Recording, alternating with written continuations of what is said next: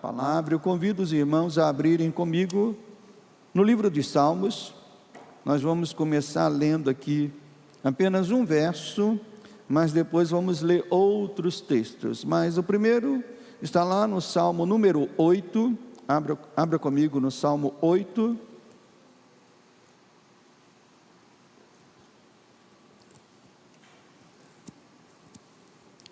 Livro dos Salmos, capítulo 8, apenas um verso, o verso 4, para começarmos, que diz assim, é uma pergunta, né? Que é o homem que dele te lembres, e o filho do homem que o visites? Eu vou repetir, que é o homem que dele te lembres, e o filho do homem que o visite. Somente até aqui, amado Deus e amado Pai, que o Senhor possa nos conduzir, Senhor, ó Deus, na meditação e estudo da Tua Palavra, que nesta noite o coração dos Teus filhos e filhas sejam despertados, a ver, ó Deus, a maneira que o Senhor olha para cada um de nós, a maneira que o Senhor manifestou o Teu amor por nós. Ó Deus, que isso traga conforto, que isso traga segurança a cada coração que está aqui, Pai. Me usa como instrumento da Tua Palavra, para abençoar e exortar a Tua igreja. Eu te peço isso, no nome santo do Senhor. Amém e amém. Os irmãos podem assentar. O título da nossa palavra é Três Grandes Dilemas Humanos. Os três grandes dilemas humano. Meus irmãos, nos últimos 3 séculos, podemos assim dizer, o mundo passou por uma transformação substancial, né? Quem estuda história, quem estuda filosofia, quem estuda, né, os movimentos políticos, sociais que aconteceram ao longo destes últimos 3 séculos, sempre concordam com isso, que o mundo passou por uma transformação substancial, a partir especialmente das ciências que começaram a surgir nestes últimos séculos. Ciências que surgiram e passaram a ter como um dos seus objetos de estudo o indivíduo. Até então, a filosofia era um tipo de ciência que englobava muitas outras ciências dentro de si. Mas nos últimos séculos, muitas ciências foram surgindo, foram acontecendo, né? Foram aparecendo, para estudar o indivíduo e os fenômenos relacionados a esse indivíduo. Uma dessas ciências é chamada de socialismo, né? Como ciência surgiu especialmente depois da chamada Revolução Industrial, quando as máquinas foram inventadas, quando as grandes máquinas foram inventadas, as indústrias começaram a funcionar, né? O que nós conhecemos na história como a Revolução Industrial, né? Que se acabou com aquele, não se acabou, né? Mas certamente mudou a forma de comércio acontecer. Antes o comércio acontecia pelo meio artesanal, né? A pessoa, o produtor fazia o seu produto de forma artesanal, mas quando as máquinas foram inventadas, isso começou a ser produzido em alta escala, né? Se tornou e ficou conhecido na história como a Revolução Industrial, né? Isso se voltou para a questão do indivíduo, e isso fez surgir o socialismo, né? Porque se voltou para a questão do indivíduo, especialmente dentro desta visão, dentro dessa ciência, do indivíduo que estava sendo explorado e se tornando matéria-prima do próprio sistema industrial. Então o socialismo nasce a partir disso, de um olhar para o indivíduo, de um olhar do indivíduo dentro da sociedade, dentro das relações de trabalho, vamos assim dizer. Então o socialismo vem a partir disso, né? E os teóricos do socialismo começaram a escrever livros, idealizar sociedades ideais, vamos assim dizer, onde o indivíduo poderia ser o dono de si mesmo, e não um subproduto, né? E quando eu falo essas coisas aqui, eu estou dando apenas um dado histórico, né? Sem o mérito de concordar ou não com isso, simplesmente é um dado histórico, né? Então essas teorias começaram, né, a serem criadas, idealizando uma sociedade, né, que fosse perfeita, uma sociedade onde essa exploração do indivíduo não acontecesse, onde o indivíduo poderia ser o dono de si mesmo e não um subproduto do capital e dos processos produtivos. E essas teorias, elas estão por aí até hoje. Começaram há 2 séculos atrás e elas estão por aí até hoje. E são uma base, eu diria que uma base utópica, né, para disputas políticas, para os protestos ao redor do mundo. E essa eu diria que é uma querela permanente, né? Essa ideia utópica de um mundo ideal, a ideia de um mundo perfeito, uma ideia onde as relações humanas, seja ela de trabalho, seriam relações equilibradas. Essa é uma base utópica e serve para uma querela permanente. Uma vez não tendo se resolvido essa questão, porque isso se arrasta 2 séculos até aqui, né? Uma vez não tendo resolvido essa questão, né, do indivíduo, os problemas sociais, eles cresceram. Não apenas se tornaram problemas sociais, mas se tornaram também problemas psíquicos. Isso foi aumentando e fez surgir também novas ciências. Então a sociologia é uma ciência, mas a partir da sociologia, do estudo das querelas, novas ciências foram surgindo. E entre elas, a chamada psicologia e a psicanálise, né? 2 novas ciências para tratar dos problemas e dilemas que acometem o homem. E esses problemas, né, só fez o catálogo de problemas crescer, os chamados transtornos, as chamadas síndromes, né? Síndromes tais como a síndrome do pânico, né? Síndrome, né, de burnout, né? Não sei se falei a pronúncia correta, uns falam burnout, outros falam burnout, a síndrome de burnout, o TDAH, o transtorno de ansiedade, o transtorno de bipolaridade, o estresse pós-traumático, são algumas doenças que mostram que o homem moderno não está em paz com a sua individualidade. O homem moderno não está em paz consigo mesmo. O homem moderno não se conhece a si mesmo e não tem encontrado essa paz, mas procura esta paz e procura essas respostas, mas a realidade é que o dilema disso é mais profundo. Esses dilemas são mais profundos, e ainda que a sociologia, psicologia, psicanálise tente ajudar nisso, os dilemas são mais profundos. E a pergunta que nós fazemos é: tais pessoas não têm paz e não têm encontrado respostas, por quê, pastor? Essa é uma pergunta que nós devemos trazer no início. Por que não encontram paz? Por que o mundo, por mais que fale em paz, não há um dia que você não assista o jornal em que você não vai ouvir essa palavra no noticiário? Paz, acordo de paz, reunião de paz, né? Um tratado para buscar a paz entre países, né? A paz é algo que as pessoas buscam e não encontram, e a pergunta é: não encontram por quê? E a resposta é bem simples, meus irmãos, a resposta é bem simples e direta. Para nós cristãos, a resposta é bem simples e direta. Não encontram porque não têm se importado com Deus e com a sua palavra para encontrar essas respostas. As respostas estão aqui. As respostas são dadas por Deus. Nós podemos encontrar. Mas o homem que ignora a palavra de Deus, que ignora o próprio Deus, não vai encontrar respostas para esses dilemas.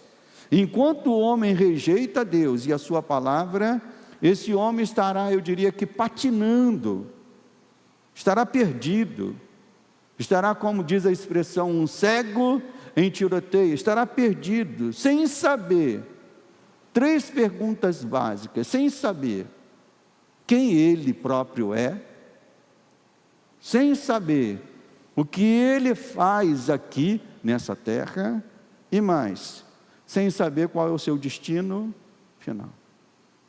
Esses são os grandes dilemas que atormentam a humanidade. O homem hoje não sabe mais quem ele é. O homem hoje não sabe qual é a razão dele estar aqui neste mundo. E o homem não sabe mais para onde vai. Qual é o seu futuro? Esses são os grandes dilemas para os quais todos os homens precisarão encontrar uma resposta. Nós cristãos temos a resposta dada pela palavra, mas aqueles que ignoram essa palavra precisam dar uma resposta, que seja diferente. Mas não é uma resposta que satisfaz. Aqueles que se voltam para Deus e tomam a sua palavra como revelação e fonte de conhecimento para as suas vidas, encontram essas respostas a esses dilemas naquilo que nós chamamos, no estudo teológico, nós chamamos de a metanarrativa bíblica. E o que é isso, pastor? O que é metanarrativa bíblica? Nós falamos pela manhã, que a Bíblia é um livro sobre Deus. Hoje pela manhã nós estudamos o livro de Ruth, mas a Bíblia não é um livro sobre Ruth. A Bíblia não é um livro sobre Davi. A Bíblia não é um livro sobre Moisés. A Bíblia é um livro sobre Deus e a humanidade. A Bíblia é um livro para contar como Deus está salvando o homem. Então a metanarrativa bíblica, ela é uma estrutura de estudo que nós usamos para poder dividir a história bíblica em 3 partes: criação, queda e redenção. E quem compreende bem essa metanarrativa bíblica encontra as respostas para esses dilemas que atormentam a humanidade. Porque pela criação nós sabemos quem somos. Pela queda, nós sabemos por que este mundo está do jeito que está. E pela redenção nós sabemos qual é o nosso futuro em Deus. Amém, meus irmãos? Por isso que quando nós estudamos a palavra, nós precisamos estudar a palavra a partir dessa estrutura: criação, queda e redenção. Eu já participei de estudos teológicos em que professores falavam que a Bíblia se divide em 3 partes: Gênesis capítulo 1 e 2, que fala da criação; Gênesis capítulo 3, que fala da queda; e o resto da Bíblia fala sobre a redenção. Alguém pode dizer, a Bíblia tem 66 livros, sim, mas se você for dividir a Bíblia no conceito de metanarrativa, a Bíblia é dividida nessas 3 partes. Gênesis 1 e 2, criação; Gênesis 3, queda; e de Gênesis 4 em diante, a redenção. É Deus providenciando a redenção da humanidade. Então essa estrutura, meus irmãos, quando bem compreendidas e aceitas no coração humano, esse homem encontra paz.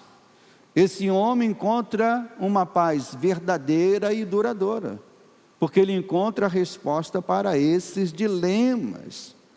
Mas o mundo moderno, em seus diagnósticos, que faz a respeito da condição humana, sem levar Deus em conta, sem levar a palavra de Deus em conta, sugere que este mal que está acontecendo no mundo de hoje, e aí sugere uma série de coisas.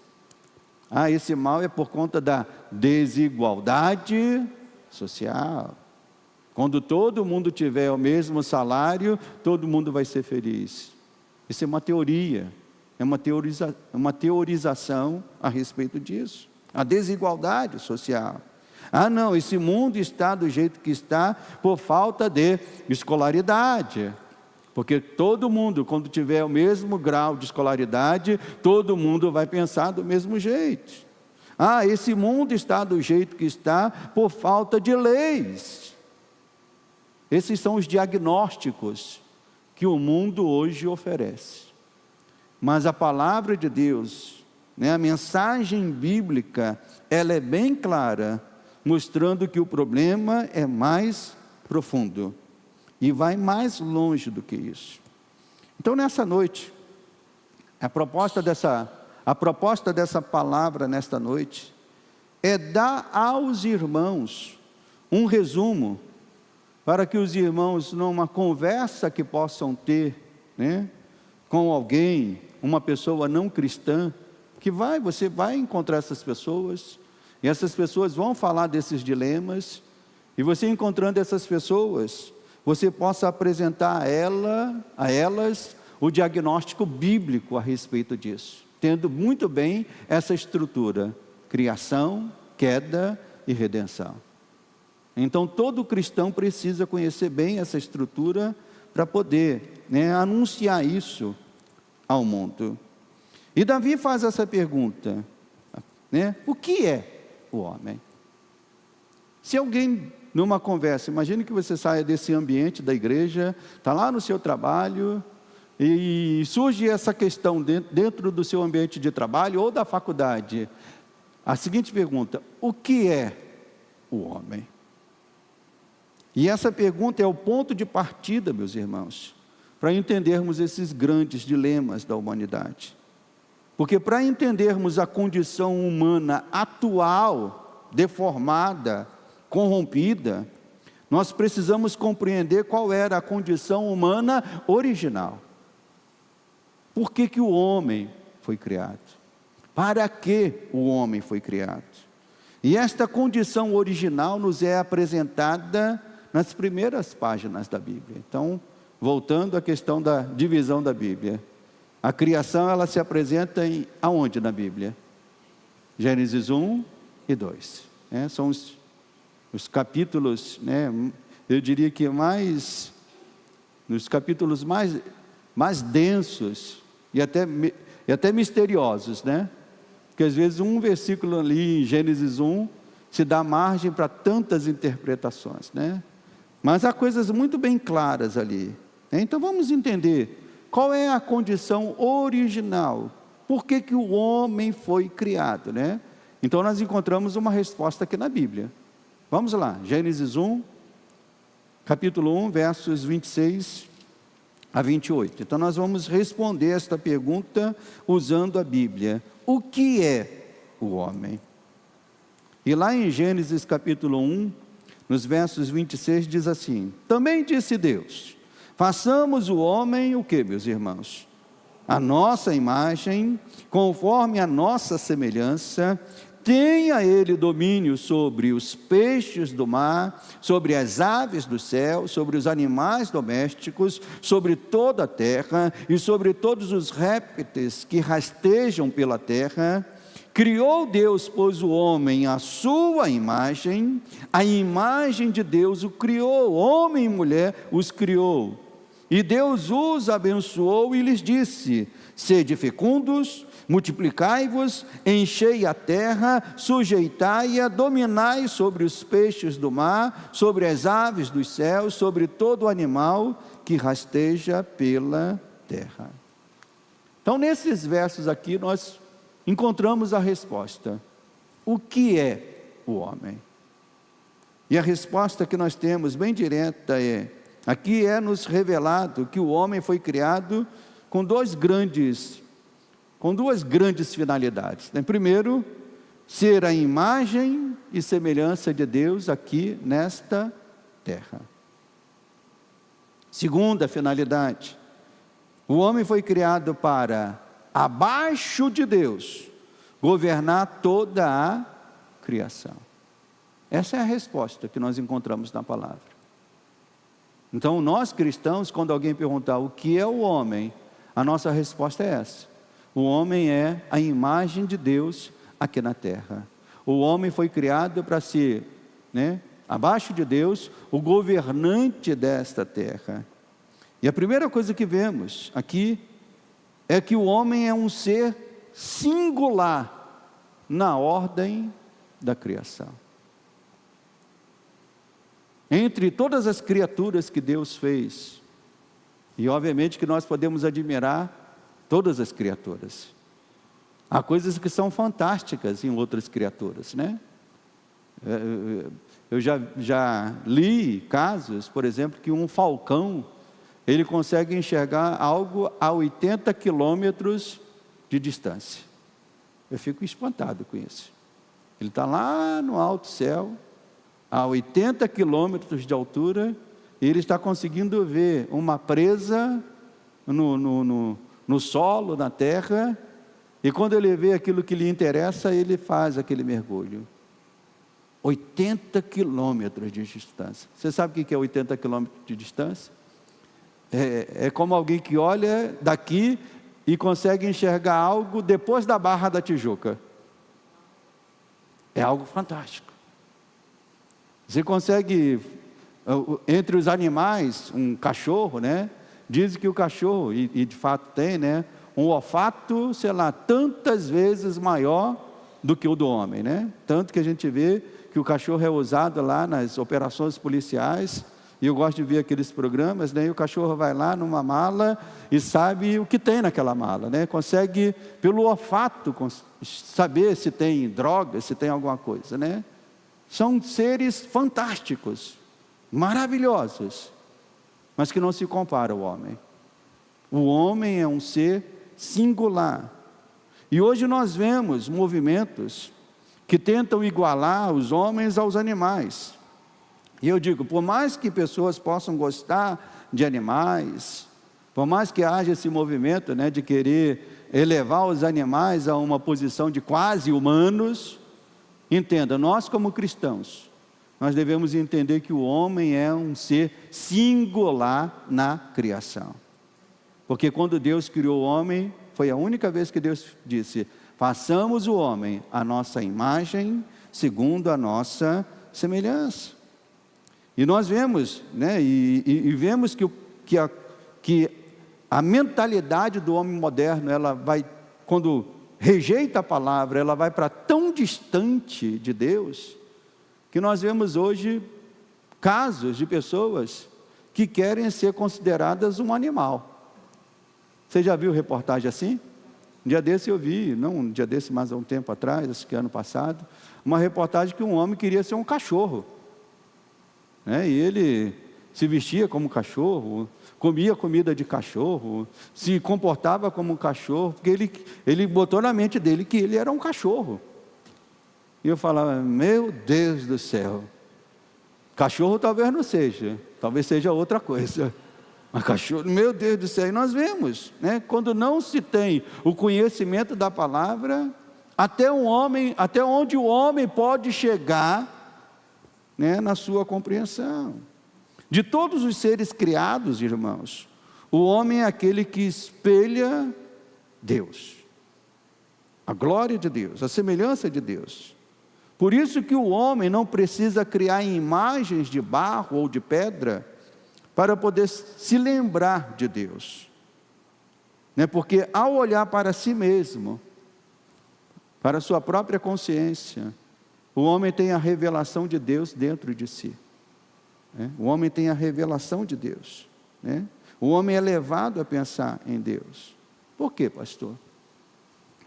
Nós temos uma racionalidade, isso é algo singular.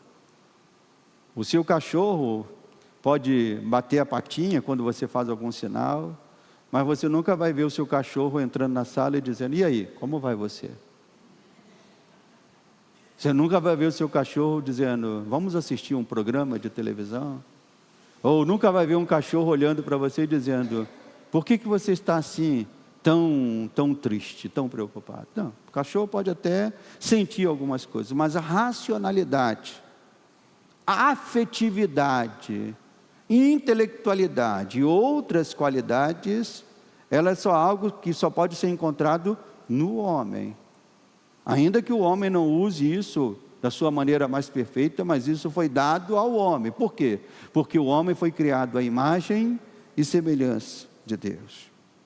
Também aprendemos em Gênesis 1, que ao homem foi dado o direito de governar esta terra, de nomear os outros seres vivos, o direito de dominar, e aí não no sentido pejorativo, mas de dominar no sentido de ser um vice-regente, de ser um mordomo de Deus, e até mesmo de subjugar a terra, ou seja, escavar a terra, e daí vem a palavra cultura. O que é uma cultura? A palavra cultura tem a mesma raiz da palavra cultivo, né? As duas nascem da mesma raiz. Cultura significa isso, né? Você subjugar a terra, cavar a terra, não no sentido apenas físico, mas cavar a terra no seu sentido de potencialidade, para você criar uma cultura. O próprio Deus fez isso. O próprio Deus queria que nós chegássemos a avançar na cultura, a criarmos coisas, a construirmos coisas. Se Ele é um Deus criador, e nós somos criados à sua imagem e semelhança, então seria natural que nós também fôssemos seres criadores.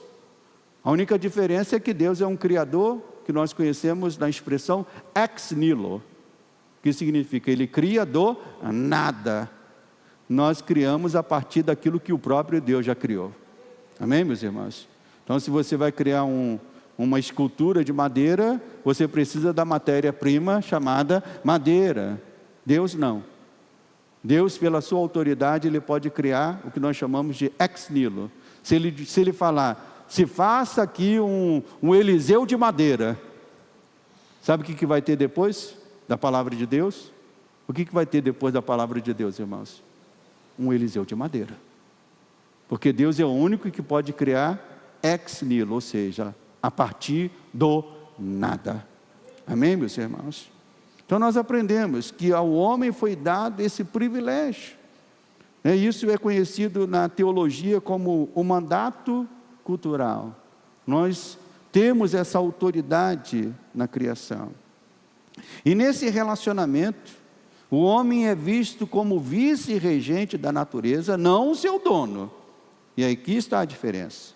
Não o seu dono, mas aquele que deveria cuidar, zelar, cultivar e fazer a natureza avançar. Mas longe de Deus e de sua palavra, o ser humano não sabe mais quem é, e vive em busca de uma resposta, mas não encontra essa resposta que satisfaça, e eu diria que esse é o primeiro grande dilema da humanidade. O homem não sabe mais quem é. Amém, meus irmãos? E na forma que Deus criou o mundo, tudo deveria funcionar perfeitamente e harmônico. Essa é a grande questão, né? Se alguém fala assim, mas se Deus criou este mundo, por que esse mundo está do jeito que está? Essa é uma pergunta bem óbvia, né? Se Deus criou tudo perfeito, por que este mundo está do jeito que está? E nós entendemos pela palavra que o pecado veio e mudou toda a história. O pecado se inseriu na criação e desviou o impulso do coração humano, para, ao invés de ser um coração humano voltado para a obediência, para o louvor, para a adoração a Deus, o pecado mudou, inclinou o impulso do coração humano. Para quê, pastor? Para a desobediência, para o egoísmo, para a corrupção. Surgiu o pecado. E como surgiu o pecado? Nós podemos dizer que o pecado surge, meus irmãos. O pecado sempre surge quando a palavra de Deus é atacada. Onde a palavra de Deus é ignorada e atacada, o pecado está surgindo ali. Então vamos ver como aconteceu isso, né? A primeira parte da criação, Gênesis capítulo 1 e 2. Segunda parte, a queda, nós aprendemos aonde, irmãos? Então vamos lá, Gênesis capítulo 3, vamos ver, Gênesis capítulo 3, versos de 1 a 7, diz aqui a palavra, mas a serpente mais sagaz que todos os animais selváticos que o Senhor Deus tinha feito, disse à mulher: é assim que Deus disse: não comereis de toda a árvore do jardim? Respondeu-lhe a mulher: do fruto das árvores do jardim podemos comer, mas do fruto da árvore que está no meio do jardim, disse Deus: dele não comereis, nem tocareis nele, para que não morrais. Então a serpente disse à mulher: é certo que não morrereis, porque Deus sabe que no dia em que dele comerdes, se vos abrirão os olhos, e como Deus sereis conhecedores do bem e do mal. Vendo a mulher que a árvore era boa para se comer, agradável aos olhos, árvore desejável para dar entendimento, tomou-lhe do fruto e comeu, e deu também ao marido, e ele comeu. E diz a palavra que imediatamente aconteceu o que, meus irmãos? Abriram-se então os olhos de ambos, e percebendo que estavam o que, igreja? Nus, coseram folhas de figueira e fizeram cintas para si. Então aqui nós encontramos a raiz do pecado. Eu diria que a raiz mais central do pecado é essa. É quando o homem ignora a palavra de Deus, o ensino de Deus, a ordem de Deus. A raiz do pecado se revela na ideia, irmãos, que Deus esteja proibindo, limitando o pleno viver humano, e por conta disso, o homem pensa que pode escolher o seu próprio caminho. Essa é a raiz do pecado. É quando o homem diz assim: não, eu sou Senhor de mim mesmo. É quando o homem diz assim: eu posso fazer as minhas escolhas independente de Deus. Eu tenho autonomia para viver a minha vida independente daquilo que a palavra de Deus me diz. Quando o homem diz isso, o homem está iniciando no caminho do pecado. Foi assim com Adão, e é assim até hoje. Qualquer pessoa que você conhece, se ela ignora a palavra de Deus, ela vai estar caminhando no pecado por conta disso, porque ela está dizendo para si mesma: eu posso fazer as minhas escolhas apartada de Deus. E o pecado prosperou, meus irmãos, porque o homem e a mulher não foram firmes no seu propósito de obedecer a Deus. E o pecado sempre vai prosperar no coração de uma pessoa que não é firme no propósito de obedecer a palavra de Deus, que se deixa levar pela astúcia do maligno, pelo desejo de quererem aquilo que é novo. Eu quero aquilo que é novo. Mas devemos gravar, meus irmãos, algo em nossos corações. Satanás sempre vai oferecer algo que aparentemente é novo, mas o novo de Satanás sempre vai gerar destruição. O novo de Satanás sempre vai gerar morte.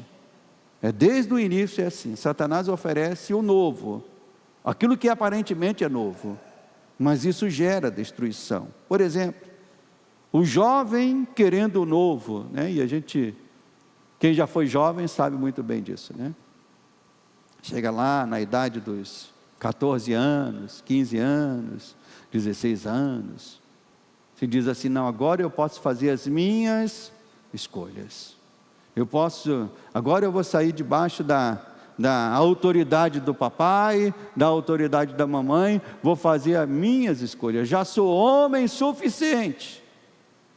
Satanás vê isso e oferece o novo para esse jovem, e geralmente esse novo leva o jovem muitas vezes para quê, meus irmãos? Para o caminho dos vícios, para o caminho das drogas. Eu já falei aqui um pouquinho do meu testemunho. Antes de me converti aos 16 anos. E alguém pode dizer assim: pastor, se converteu cedo, então não teve tempo para muita coisa. Irmãos, graças a Deus que eu me converti com 16 anos. Porque mesmo me convertendo com 16 anos, Deus me livrou de muitas coisas. Deus me livrou de maconha, Deus me livrou de bebidas. Não sei se os irmãos, às vezes olhando para o pastor, podem imaginar que o pastor gostava de surf. Você pode ver assim no pastor um surfista? Mas imagina o pastor um surfista? Não, né? Imagina. Graças a Deus que não. Mas quando eu tinha 15 anos, eu queria ser um surfista, né? Surfar. E aqui tinham alguns amigos aqui da Vila São Luís. E a gente montou aqui os nossos a amizade. Íamos daqui até Copacabana para podermos, né, estar ali no ambiente do surf. E me lembro de, além do ambiente do surf da praia, tem o ambiente do surf dos shows, dos filmes. E eu me lembro que fui, junto com os meus colegas aqui, fomos assistir um filme no Circo Voador. Né? Nem sei, acho que hoje não existe mais, né, o Circo Voador, né? Mas fomos no Circo Voador, assistir um filme de surf. E alguém pode perguntar, o que há de mal em assistir um filme de surf no Circo Voador? O filme em si não tem tanto problema. Mas quando se apagaram as luzes para se projetar o filme, se acenderam os isqueiros. Os isqueiros se acenderam para se acender os cigarros de maconha. E graças a Deus, Deus me deu o livramento. Meu colega da esquerda acendeu dele, e antes de oferecer para o meu colega da direita, disse, não vai não? Quer não? E por um impulso eu disse, não quero não. E graças a Deus por isso. Porque se eu tivesse provado aquele cigarro, provavelmente estaria perdido por aí. Mas por quê? Porque eu queria o novo. Eu queria algo de diferente. Deus me deu o livramento disso. Deu livramento de bebidas também. Já contei isso aqui aos irmãos. Sempre tive muito rancor, porque meu pai bebia muito, né? E tinha rancor a respeito disso, mas com 14 anos, mesmo tendo rancor por um pai que bebia, para onde que eu estava indo? Para onde que eu estava indo, meus irmãos? Para a bebida. Né? Tive um porre de bebida nessa idade por aí, 14, 15 anos. Então, irmãos, Satanás sabe disso. Ele conhece. E fala, esse que é o novo. Eu vou oferecer para ele o novo. Então oferece para o jovem esses caminhos, que vão gerar destruição e morte. Ele também sabe, quando um cônjuge, um marido, uma esposa está triste, querendo o novo. Satanás sabe disso. E leva, né, essa pessoa a um novo. Leva essa pessoa a conhecer outra, ao caminho da traição, do adultério. Então o texto nos mostra, irmãos, que o pecado foi algo logo que aconteceu. Tão logo o pecado aconteceu, diz aqui o texto no verso 7, abriram-se os olhos e ambos perceberam que estavam o quê, meus irmãos? Nus. O pecado entrou, né?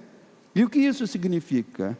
Eles passaram a sentir o peso do pecado. A nudez que eles sentiram não foi uma nudez física, eles estavam nus perante Deus, não tinham mais como se esconder de Deus, não tinham mais a misericórdia de Deus, a graça de Deus, agora estavam com seus pecados diante de Deus. E a nudez do pecado, meus irmãos, é algo terrível. De todos os males que o homem pode sofrer, entenda isso, o pecado é o pior deles. O pecado é o pior deles. E o pecado foi algo tão profundo que trouxe esse constrangimento, que é um constrangimento permanente perante Deus.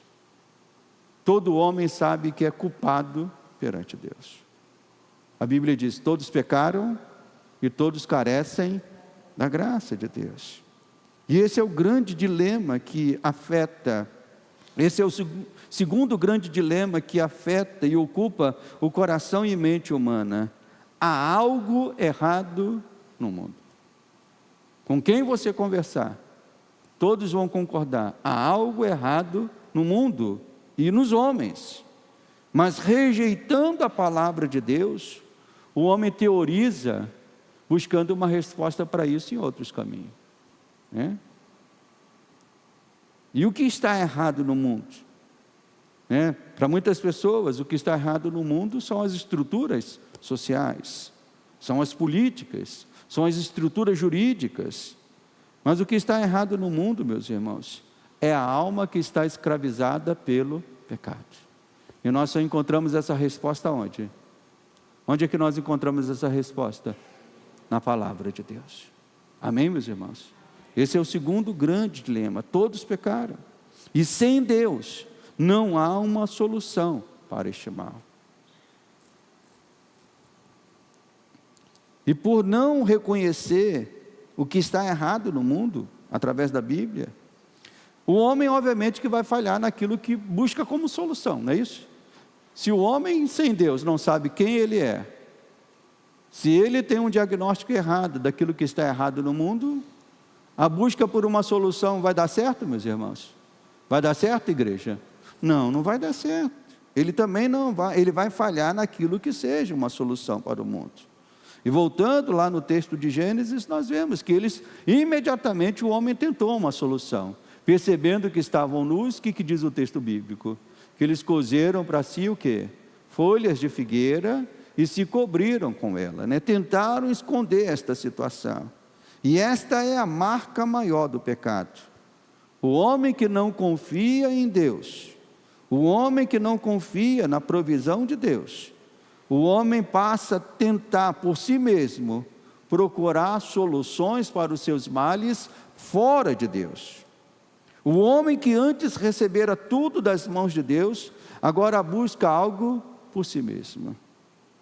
No entanto, nós temos aqui um profundo ensinamento do Evangelho. E qual é esse ensinamento, meus irmãos? Que tudo que o homem faz é insuficiente. Todo esforço humano, seja ele individual, coletivo, é insuficiente para resolver o problema que domina este mundo. Quem já estudou história humana, quem já leu a história das grandes civilizações, certamente já percebeu que todas elas são marcadas por isso. Às vezes a gente vê a nossa sociedade de hoje e fala assim, ela está terrível, mas se você for lá na sociedade romana, era algo tão terrível como é hoje. Os imperadores que dominavam Roma eram tão terríveis como os ditadores que dominam o mundo de hoje. Os pecados que dominavam a sociedade de Roma são como os pecados que dominam a sociedade de hoje, né? São marcadas por tragédia, por corrupção, por morte, por violência. Grandes pensadores já propuseram buscar solução para isso, escrevendo tratados que pudessem criar a chamada civilização perfeita, a civilização justa, a civilização harmônica e pacífica. Todos esses tratados são teorias. Esse mês de fevereiro, a guerra entre Rússia e Ucrânia completou 4 anos. Hoje é domingo, né? Ontem, quer dizer, de sexta para sábado, bombardearam o Irã. Se matou lá, chegou a notícia hoje, que o Ayatollah, que dominava lá o Irã, o líder supremo, foi morto, né? E junto com ele, boa parte da liderança daquele país. O que isso vai gerar, pastor? Será que vai surgir a terceira guerra mundial? Será que vai acontecer? Eu não sei. Mas pode acontecer. Pode acontecer. O que nós devemos entender, irmãos, que a redenção da humanidade é algo impossível ao próprio homem. Não é Trump que vai conseguir, não é o Putin, não é a ONU, não é os governantes deste mundo, nenhum homem pode conseguir a redenção desta humanidade. Esta conversa de um mundo melhor é algo impossível ao homem sem Deus. Nós vamos ouvir essa conversa, eu ouço essa conversa desde que me entendo por gente. Vamos criar um mundo melhor. Esse mundo melhor é uma utopia que governa a mente humana. E esse é o grande dilema. O homem sem Deus não tem escapatória. Está, como diz a expressão popular, está num mato sem cachorro. Não sabe qual será o seu fim, não sabe qual será o seu futuro. Então esses são os 3 grandes dilemas que dominam a sociedade. O homem não sabe quem é, o homem não sabe porque o mundo está desse jeito, e não sabendo essas coisas, não sabe como encontrar a solução para estas coisas.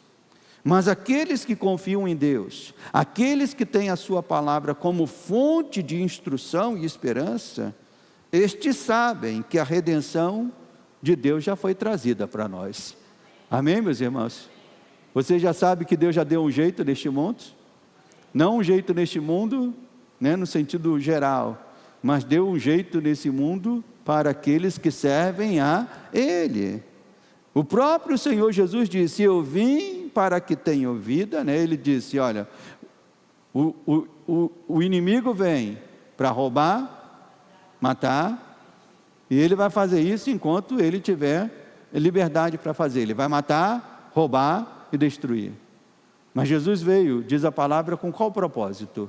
Eu vim para dar vida, e quero que vocês tenham essa vida de que maneira? De qualquer jeito? A tenham em abundância. Então Deus já providenciou a redenção. Onde está a redenção? Está na ONU? Está na nação mais poderosa deste mundo? Não. Está num conselho mundial de líderes deste mundo? Está em alguma reunião? Não.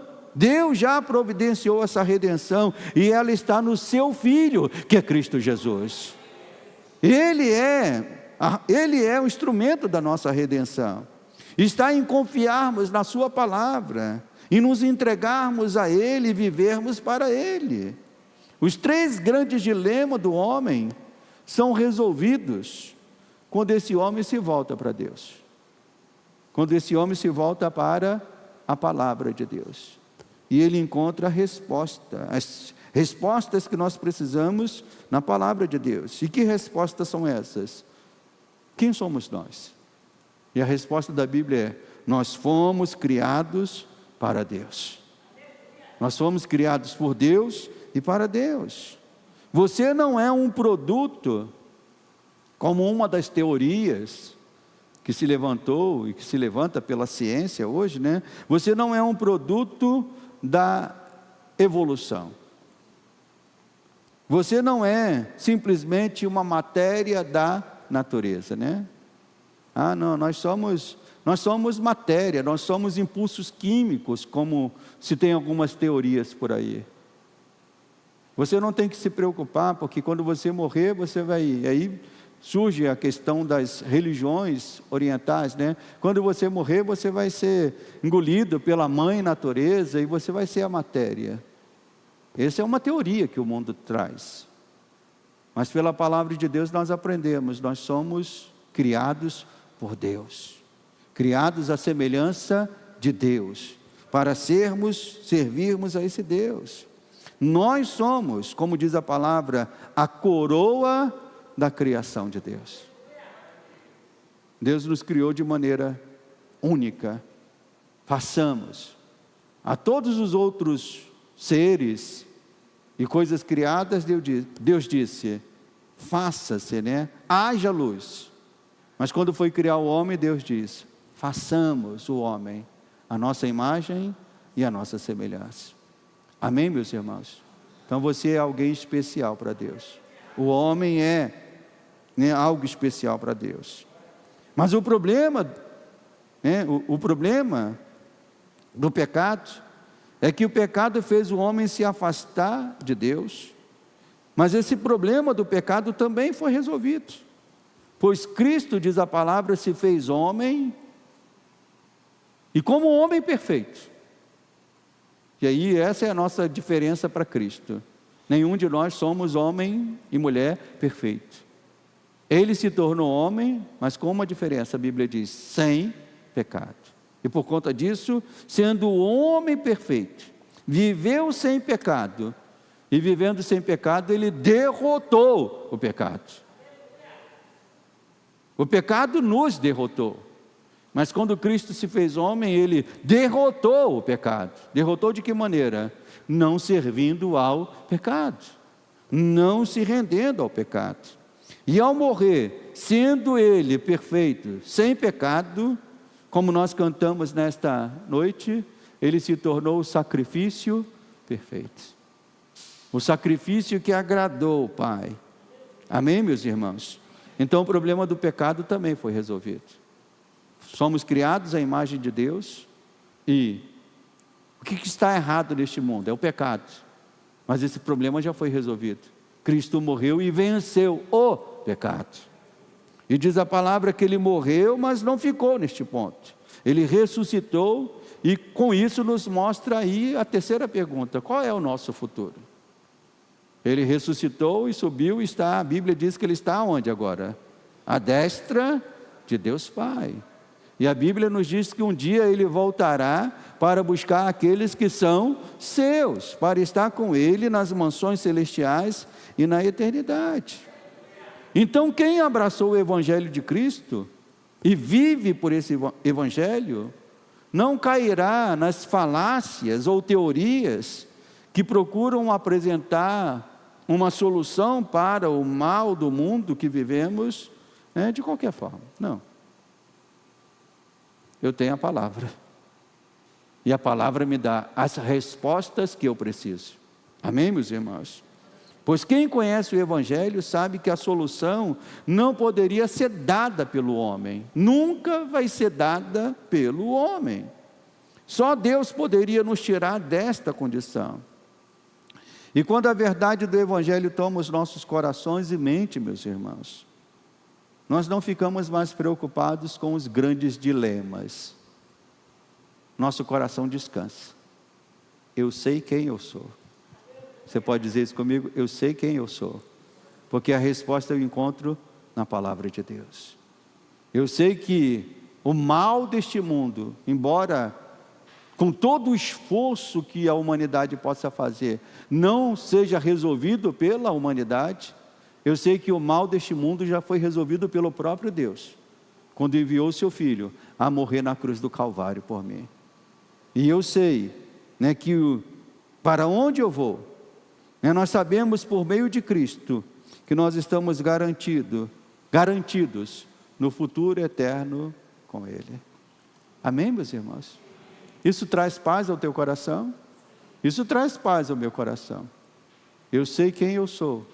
Eu sei que o mal deste mundo já foi vencido. E eu sei que por meio de Cristo, eu estou garantido no futuro eterno com Ele. E eu pergunto, esse é o teu entendimento?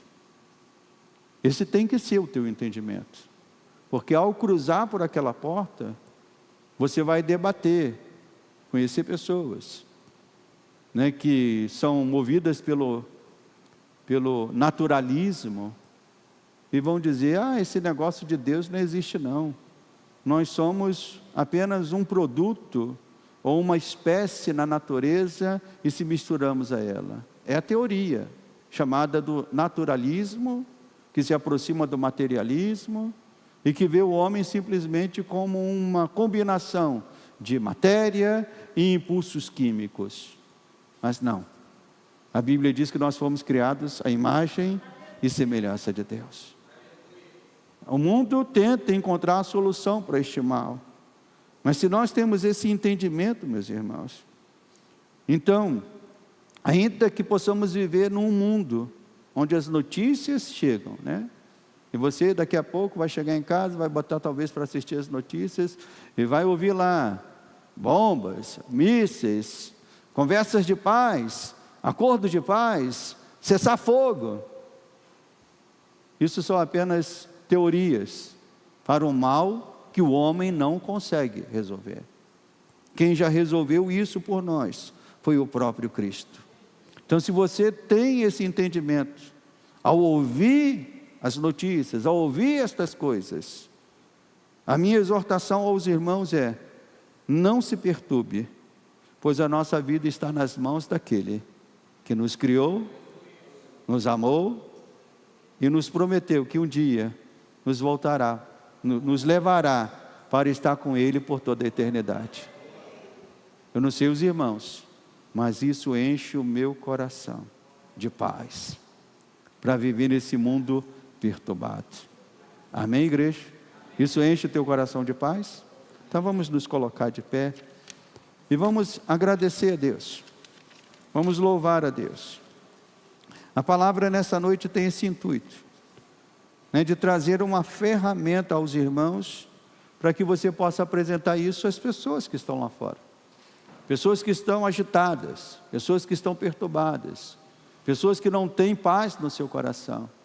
Mas se você tem a paz de Cristo no teu coração, você pode expor para ela essas verdades que você ouviu nesta noite.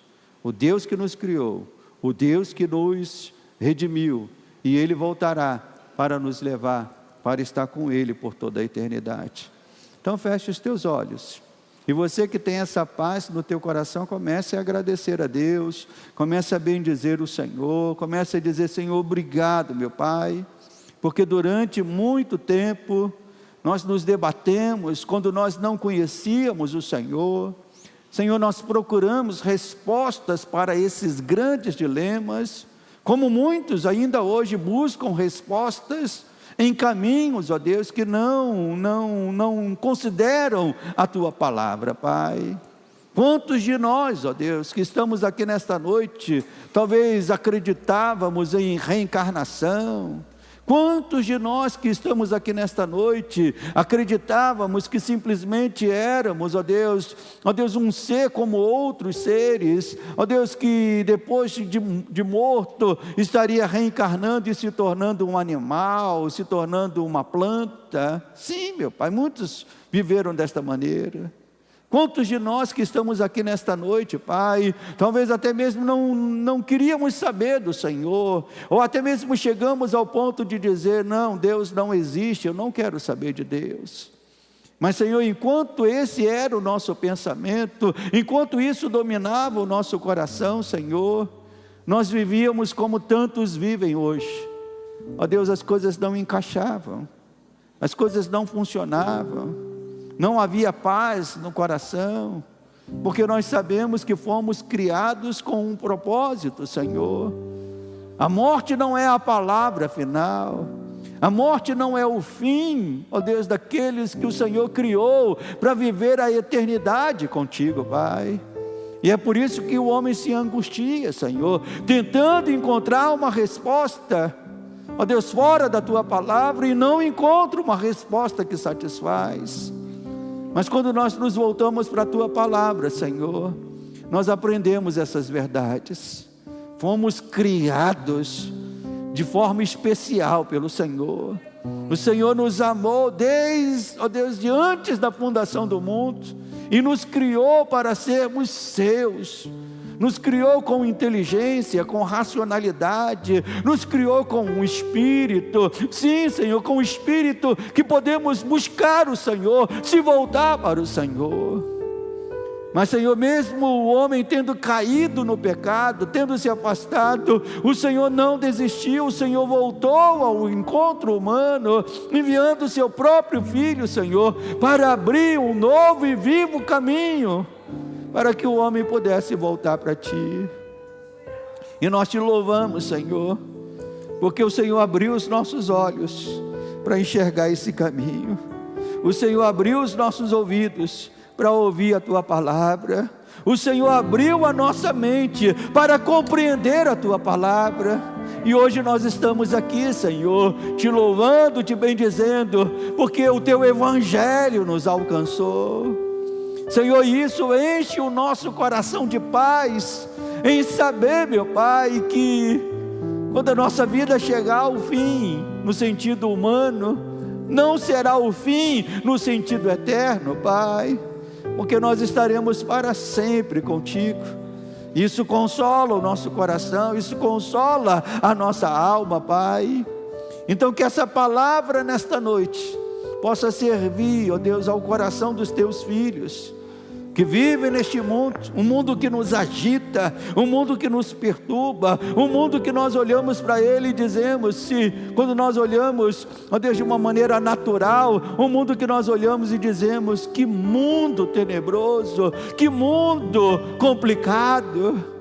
Mas, Senhor, quando nós olhamos a partir das lentes do Senhor, nós vemos que o Senhor amou este mundo de tal maneira que enviou o seu Filho para ser resgate e salvação. Por isso nos dá sabedoria, Senhor, nos dá autoridade, ousadia, Senhor, para anunciarmos este Evangelho a tantos outros, para que eles possam encontrar a paz que nós temos, encontrar a alegria que nós temos, encontrar o conforto que nós temos, encontrar a segurança que nós temos. E esse conforto, essa segurança, essa paz, não está na nossa condição material, financeira, social, não. Este conforto, esta paz, esta alegria está, ó Deus, na nossa união com Cristo, de sabermos que somos dele, fomos comprados por ele, para vivermos eternamente com ele.